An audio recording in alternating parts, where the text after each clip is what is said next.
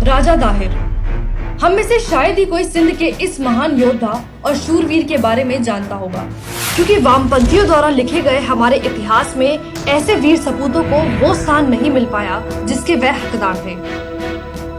राजा दाहिर 8वीं सदी में सिंध के महान शासक थे। जी हाँ, वही सिंध जो आज पाकिस्तान का हिस्सा है, लेकिन कभी ये भारत का अभिन्न अंग हुआ करता था। इसी सिंध की वजह से भारत का नाम हिंद या हिंदुस्तान पड़ा।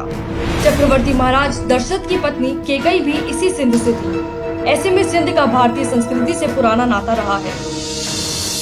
राजा दाहिर सिंध के राजा चच के सबसे छोटे बेटे और ब्राह्मण वंश के आखिरी शासक थे। राजा दाहिर ऐसे पहले शासक थे जिन्होंने अपनी मातृभूमि की आन बान और शान की खातिर अरब आक्रांताओं से दुश्मनी मोल ली और युद्ध भूमि में उनको घुटने टेकने पर मजबूर कर दिया।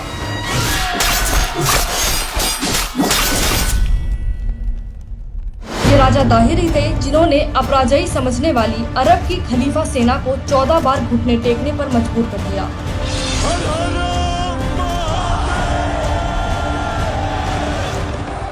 लेकिन 15वें युद्ध में देवल बंदरगाह के सूबेदार ज्ञानबुद्ध की गद्दारी के चलते राजा दाहिर को 17 साल के मोहम्मद बिन कासिम के हाथों हार का मुंह देखना पड़ा। सूबेदार ज्ञानबुद्ध ने रात में विश्राम कर रहे सैनिकों के शिविरों में खलीफा की सेना को प्रवेश करा दिया, जिन्होंने युद्ध नियमों की धज्जियां उड़ाते हुए सोए सैनिकों पर धावा बोल दिया और उनका नरसंहार शुरू कर दिया। इस विश्वासघात में राजकुमार जय शाह भी गंभीर रूप से जख्मी हो गए। ये खबर सिंध की राजधानी अलौर में बैठे राजा दाहिर को मिली और उन्होंने युद्ध भूमि के लिए कूच कर दिया। जयचंद और मीर जाफर जैसे विश्वासघातियों ने एक बार फिर मातृभूमि को कलंकित किया और पहले से बिछाए विस्फोटकों में आग लगा दी, जिससे घोड़े, हाथी और ऊंट बिदक कर इधर उधर भागने लगे। इसी बीच दुश्मन सेना की ओर से चला एक तीर सीधे राजा दाहिर की आंखों में घुस गया और वह हाथी से गिर पड़े। युद्ध भूमि में जख्मी शेर की तरह गिरे राजा दाहिर पर अरबी सेना ने भेड़ियों की तरह हमला कर दिया। शेर की तरह लड़ते हुए राजा दाहिर वीर गति को प्राप्त हुए। इस युद्ध का असर लेकिन सदियों बाद तक भारत पर पड़ा।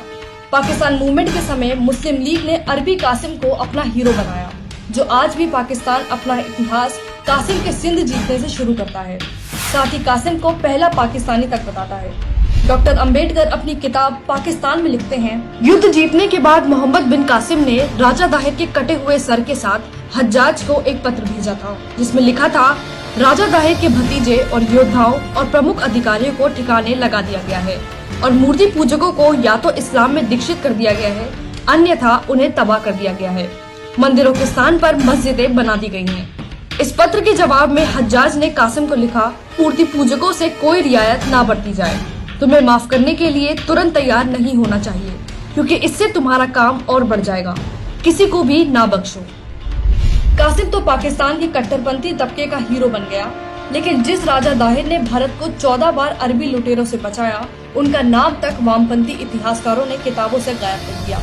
बाबर, लोधी और औरंगजेब जैसे लुटेरों और हत्यारों के नामों पर महलों और सड़कों के नाम रखने वाली भारत की सेक्युलर सरकारों ने एक गली तक का नाम राजा दाहिर के नाम पर नहीं रखा। अरब में जन्म और तुर्की के खलीफा के समर्थन में भारत में खिलाफत आंदोलन चलाने वाले मौलाना आजाद और सेक्युलरिज्म के चैंपियन नेहरू द्वारा स्वतंत्र भारत की शिक्षा नीति ऐसी बनाई गई कि अरबों से लोहा लेने वाले हमारे नायकों का नाम तक आज हमें याद नहीं, लेकिन जिन्होंने सदियों इस देश को लूटा और यहाँ नरसंहार किए, उन्हें किताबों में महान बताया जाता है।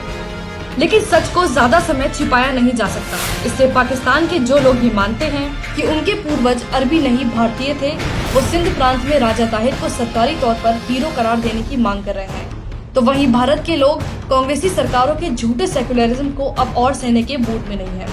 इसलिए जब तक राष्ट्रगान में पंजाब, सिंध, गुजरात, मराठा लिखा है, तब तक सिंध हमारा है, और जब तक सिंध हमारा है, तब तक राजा दाहिर हमारे हीरो थे, हीरो हैं और हीरो रहेंगे।